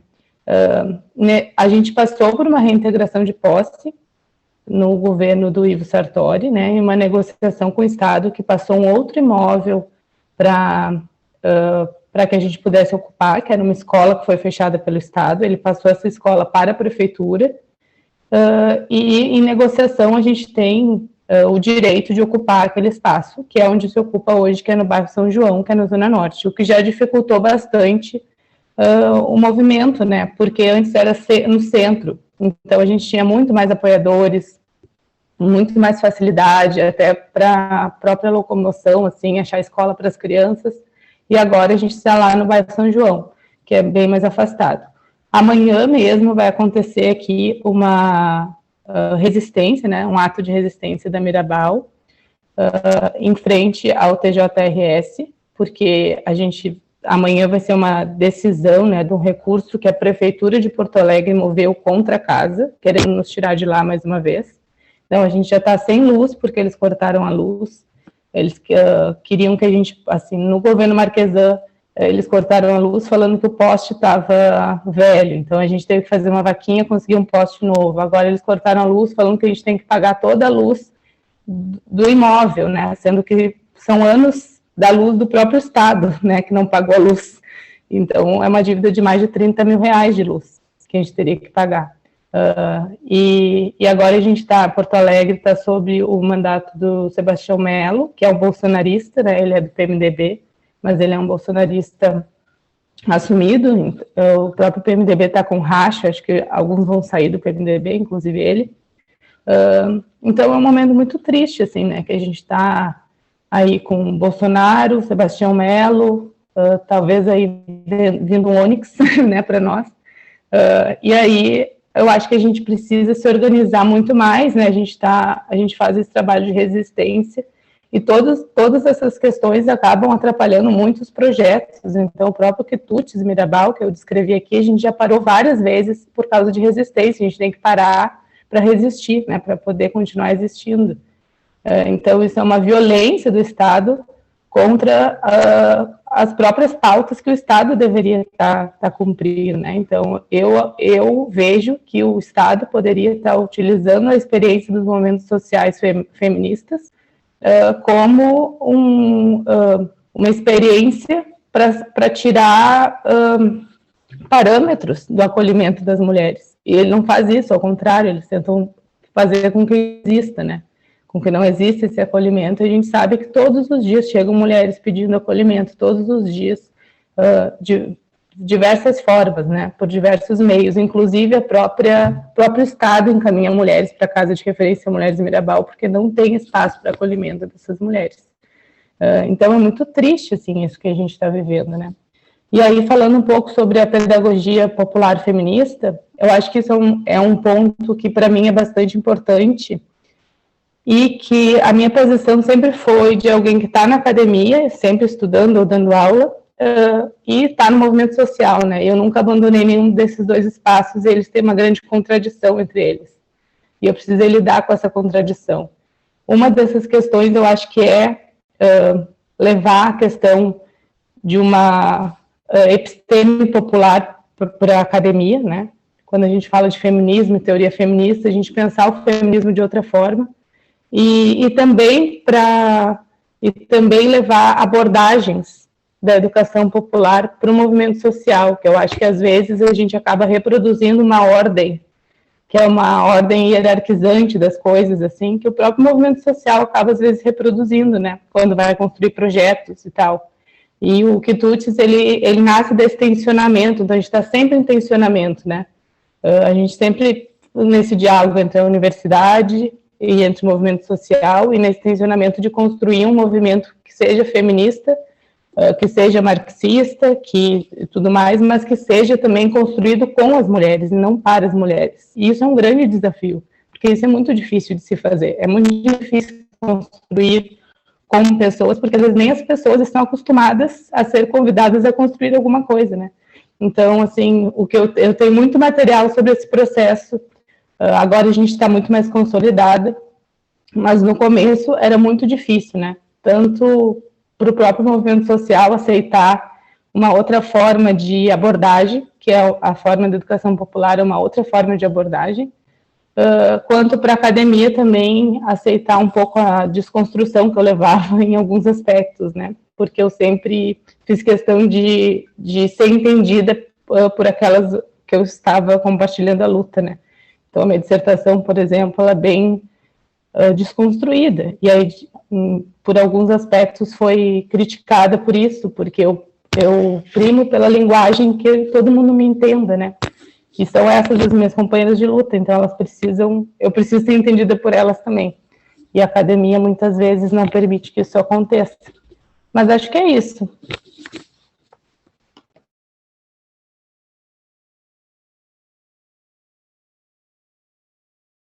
Aproveitar para contribuir rapidinho, então, aqui com a discussão. Dizer, assim como a Daniela ressaltou, né, que como tem muita gente do Sul numa sala, e o quanto isso é significativo num evento desse porte, né, desse tamanho, para mim, estar numa sala com pessoas do Sul, porque às vezes a gente perde um pouquinho da esperança quando a gente vê alguns números e alguns resultados, né? Mas eu acho que é um ato de resistência constante, né? Assim como a Jamile disse, a gente está sempre se tensionando, sempre com autocrítica, para se tratar de assuntos como, né, gênero, feminismo. Eu estudo sobre violência contra a mulher também, em um estado que a violência contra a mulher está entranhada na cultura, né? Em um estado em que o racismo está no hino. Então, é bem complicado, assim, a gente tem que fazer um trabalho de formiguinha, né, e se apoiando, e é bem aos poucos, e às vezes é isso, a gente perde o ânimo, né, a gente perde a energia, principalmente nos dias atuais, assim. E uma coisa que me veio à mente, enquanto eu ouvia vocês, foi uma discussão que nós tivemos dentro do grupo atualmente, né, nesse grupo que eu apresentei, nós estamos trabalhando com 6º anos na escola, então são pré-adolescentes, de 10 a 14 anos, por aí, e vem muita demanda da sexualidade, do gênero, das relações amorosas, né, uma coisa que é constante, todos os encontros, porque é isso que está pulsando no desenvolvimento deles. E aí a gente teve essa discussão no grupo de como trabalhar esses aspectos sem falar essas palavras. Então, foi uma ferramenta que a gente usou para abordar esses assuntos, né, de como se discutir gênero sem falar sobre gênero. Porque é como se essas palavras fossem gatilhos já para uma resistência, né, ou para uma outra forma de perspectiva, assim, de ver as coisas. Então, eu percebo que o nosso trabalho vai muito nesse sentido, assim, de ir tangenciando, né, de ir aos pouquinhos, assim. Mas queria agradecer. Acho que o evento e essa oportunidade que a gente está tendo também é um desses tangenciamentos muito importantes.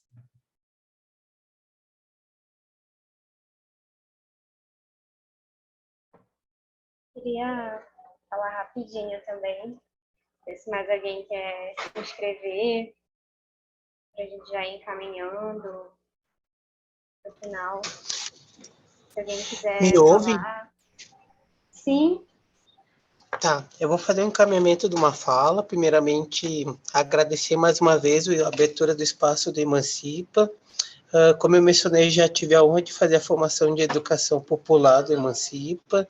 Participei também da formação do ano passado do centenário do Paulo Freire, né, que é uma grande figura para a nossa educação, que infelizmente foi perseguido por grupos conservadores que queriam tirar a imagem dele como nosso patrono da educação, né, e encaminhar assim, ó, que o conservadorismo, infelizmente, ele é muito grande e gigante, mas no momento que as massas menores, sejam mulheres, negros, povos tradicionais, LGBTQI+, pessoas em situação de rua se unirem, a gente consegue virar o jogo. É um grande caminhamento, uma fala que eu sempre gosto de fazer nas minhas rodas, que eu estou sempre participando, né?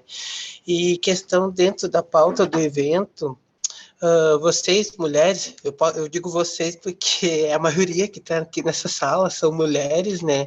Assim, ó, há mais assim que você se unir, há mais articulação que fazer. Às vezes uma simples coisa, uma simples roda de conversa, por exemplo, fazer uma oficina de pães e também tentar botar uma pauta assim, vamos questionar um pouco de política, vamos questionar um pouco de machismo e tentar um pouco pegar a educação, pegar uma coisa assim do dia a dia e articular nos espaços, já é uma forma também de trabalhar política, né? Porque hoje em dia fica aquela coisa que os grandes meios meio de comunicação tenta influenciar as pessoas, né? Ai, que política é perda de tempo. Errado. No momento que a maioria da população achar isso, a gente vai continuar vendo esse congresso conservador crescendo gigantescamente, que está crescendo, né? As bancadas BBB, não é o reality show, e sim Boi, Bala e Bíblia, que eu estou falando, né? E que também são os mesmos grupos que são contra a educação de gênero, contra a questão de falar de feminismo, também são contra a Maria da Penha, para ser bem sincero, tá? Mas com todo respeito, eu sei que é uma lei, eu sei que tanto protege mulher e também homens, também se for o caso, em caso de vulnerabilidade de violência doméstica, né? Então, assim, há muito que ser feito, né? Então, muito obrigado pelo espaço, mais uma vez, e um ótimo dia. E salve Paulo Freire, e é aquilo, né? Quando uma sobe, puxa a outra. Exatamente, Fernando. Obrigada também pela tua É de amar, né? É de amar, né? Foi bolsista do primeiro ano do projeto, é bolsista do segundo ano do projeto, e agora eu estou vendo se eu reprovo ele nas disciplinas para ele poder ser bolsista no ano que vem, porque senão ele vai se formar e vai me largar. Eu vou começar a fazer chantagem com os professores dele e dizer, pessoal, não aprove o Fernando. Não, ele vai se formar e vai me abandonar, e aí eu não quero. Parabéns, Fernando. Tu fala sempre muito bem. Obrigado por ter aberto esse espaço para nós também. Tu sabe que a prof é tua fã e te ama, né? Sabe? Muito obrigada. Queria falar também rapidinho, acho que pesquisar, né, sobre a educação popular na academia é um grande desafio, né? A gente já tem muito caminho aí para andar, muitas barreiras para enfrentar, muitos muros para quebrar.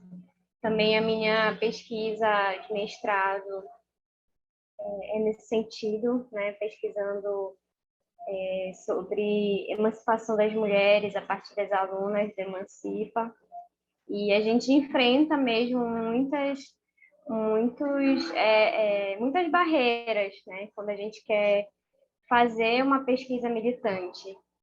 Também na minha dissertação, sempre coloquei que eu não estaria ali de forma neutra, passiva, né? Assumir uma postura de que eu tinha um lado, né? De que eu estava escrevendo porque eu estou a serviço desse movimento, né? Não é só por uma questão pessoal e profissional, mas também é algo político, né? Desse retorno que a gente tanto diz que quem vem de escola pública, de universidade pública, tem que fazer, né? Então, na minha banca de qualificação, eu lembro que teve uma professora que ela criticou, né, essa postura mais militante no meu texto, falou que tinha que ser se afastar um pouco, né, do objeto. Então, são várias problemáticas, né, que a gente vai enfrentando.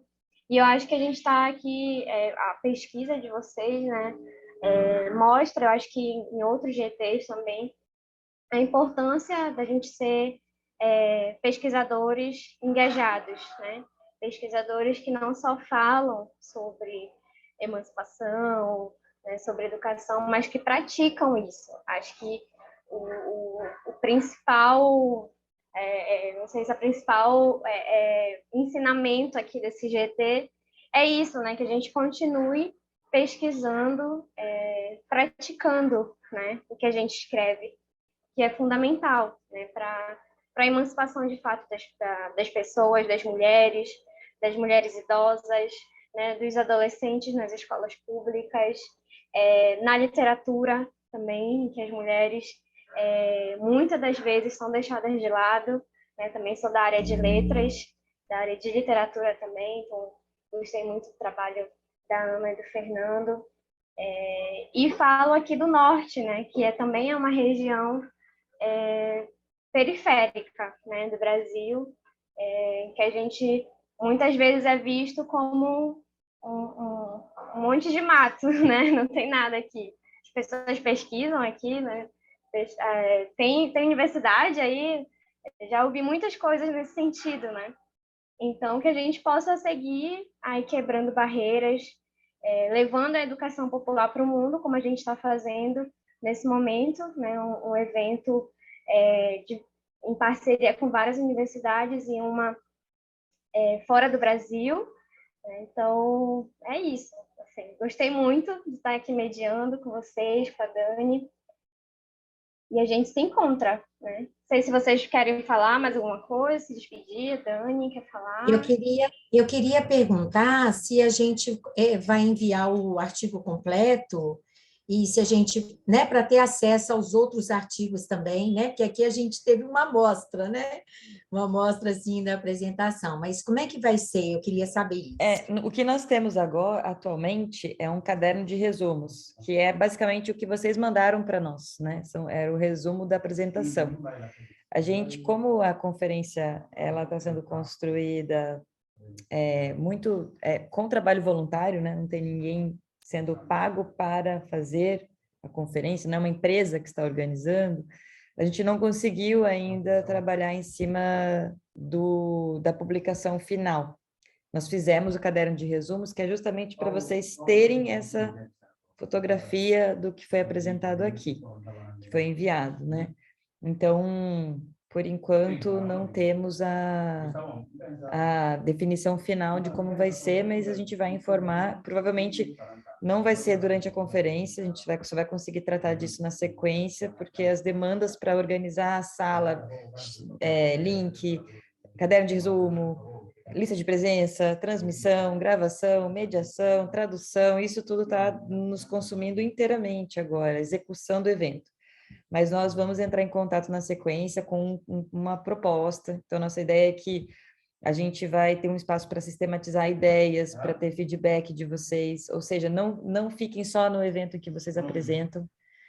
Por favor, peço que vocês entrem em outros grupos, assistam, participem, especialmente o que vai acontecer agora, às 11 horas, as conversas abertas, que a nossa ideia é um espaço mais transformativo do ponto de vista da dinâmica, que as falas se entrelacem, a gente está tentando trabalhar a ideia da conversa nesse espaço, essa metodologia. Então, para nós, quem está chegando como apresentador, autora, tem um papel importante também como público, para a gente sentir a qualidade do evento, sentir esse retorno de vocês.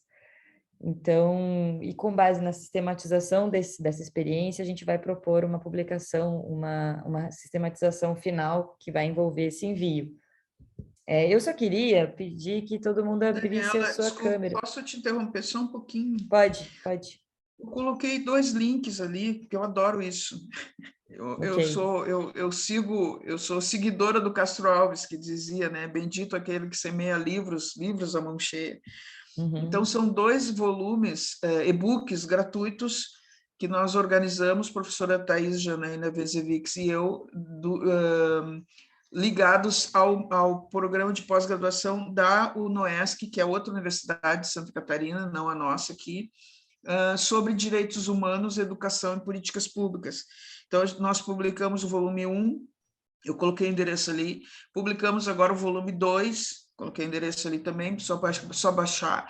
E eu coloquei meu e-mail, tomei essa liberdade, coloquei meu e-mail porque nós já estamos pensando em organizar para o ano que vem o volume 3, tá? Legal. Então, vocês já estão oficialmente convidados a propor ideias. Como é uma universidade estadual lá de Santa Catarina, a editora não cobra para publicar.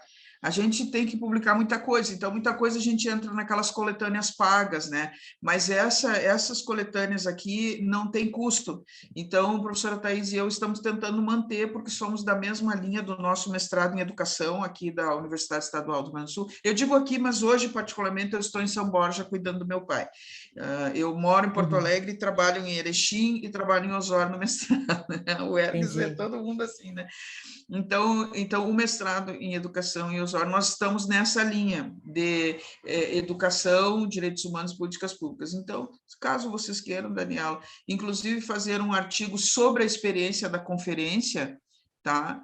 Claro, legal. Vocês entrem em contato, porque a gente já está começando a coletar esse material. Nós não abrimos edital, porque a gente não tem tempo. Se chegar a 11 trabalhos, beleza. Se chegar a 100, foi a nossa vida. Acabou. Nós não temos como ler 100 trabalhos.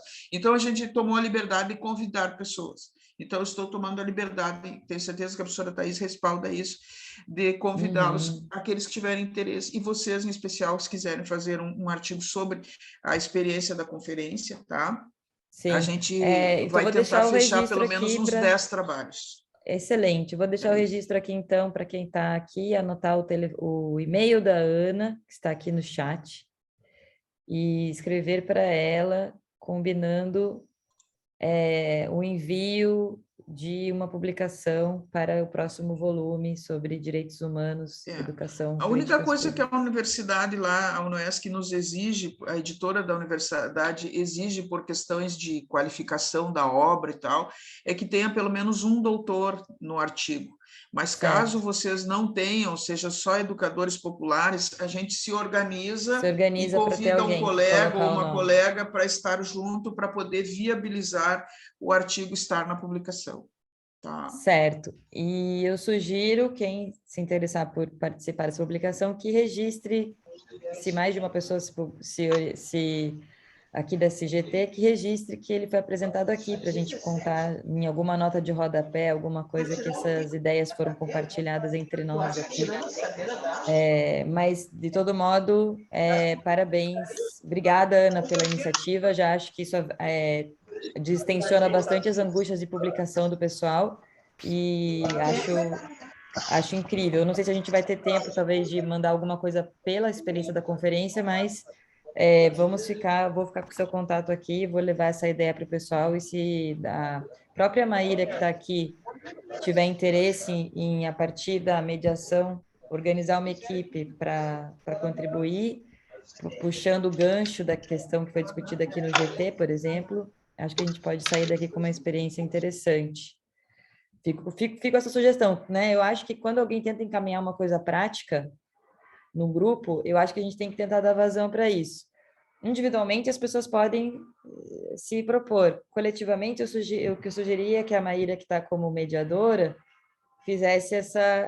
centralizasse essa iniciativa, de a gente talvez tentar alguma coisa sobre feminismo e reprodução social, não sei, mas aí acho que a gente pode avançar, como está aparecendo a ideia agora, a gente pode avançar isso na sequência.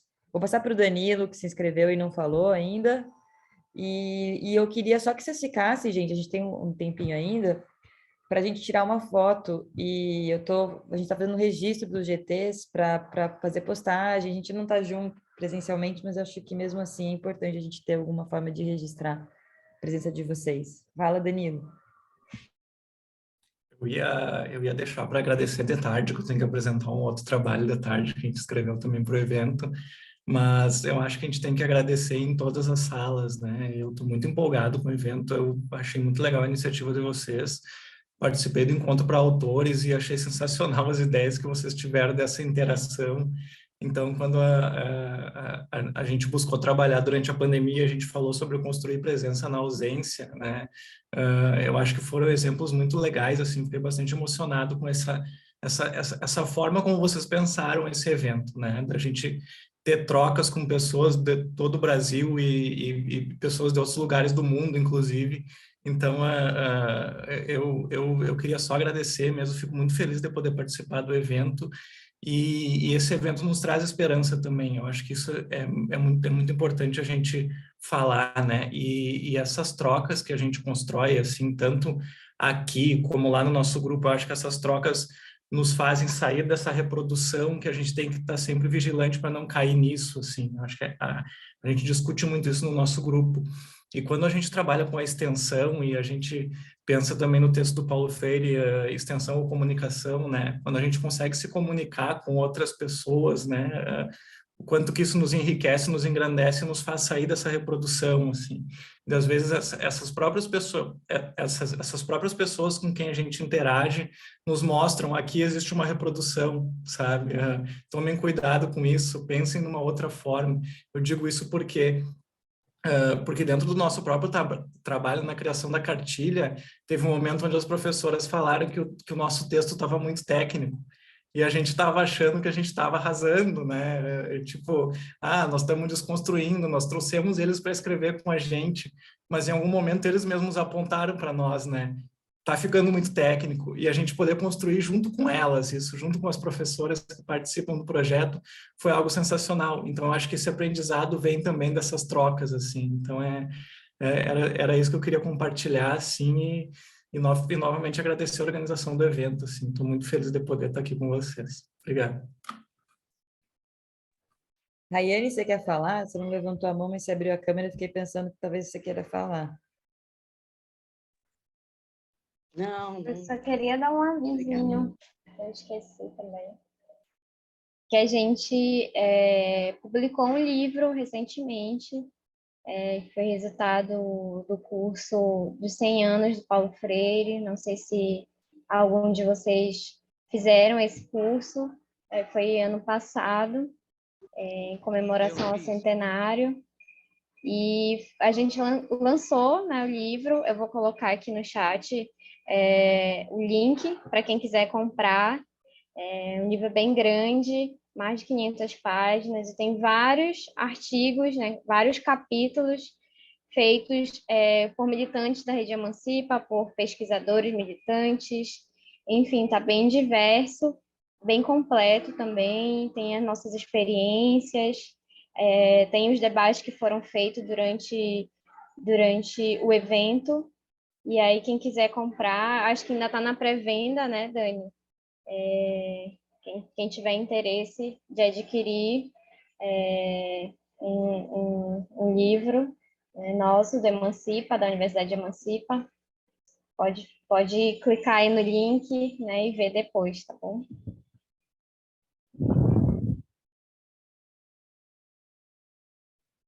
Bom. Todos assinaram a lista de frequência?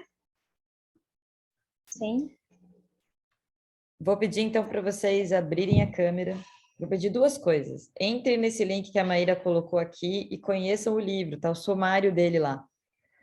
Eu tenho certeza que a hora que vocês percorrerem todo o sumário, vocês vão sentir muita vontade de comprar, e ele está com desconto. Ele não está um livro assim super barato, mas ele é um livro de quase 600 páginas, com 65 autores. Então, ele deu muito trabalho e ele ficou grande. Mas ali a gente reúne praticamente uma síntese de 2 anos de experiência de formação online na pandemia, de formação de educação popular, tentativa de construção nos territórios, numa realidade extremamente difícil. Eu acho que ele é uma troca, ele não é uma contribuição unilateral, ele é uma proposta de diálogo, de troca com quem está no território, com quem está nessa construção do dia a dia. A gente quer que vocês leiam o livro, porque a gente quer saber o que vocês pensam sobre cada coisa que está escrita ali dentro, para a gente seguir na troca. E porque todo mundo aqui nesse GT, e eu acho que vocês vão ver isso, vai ser uma realidade em outros espaços dessa conferência, tem experiência, está aí na luta, no dia a dia, então a gente tem que trocar, a gente tem que dialogar entre nós. Se a gente não dialoga entre nós, o todo não avança. A gente não precisa pensar a mesma coisa, mas o diálogo e o ruído que vem com o diálogo, ele é essencial para que o conjunto marche. Então, esse é o primeiro pedido. O segundo pedido, Pânia, só falta você, se estiver nos ouvindo, abrir sua câmera. Se quiser, obviamente, se puder. Eu vou fazer um print aqui, queria um Daniela, sorriso. Fala, Ana. Sorriso é difícil.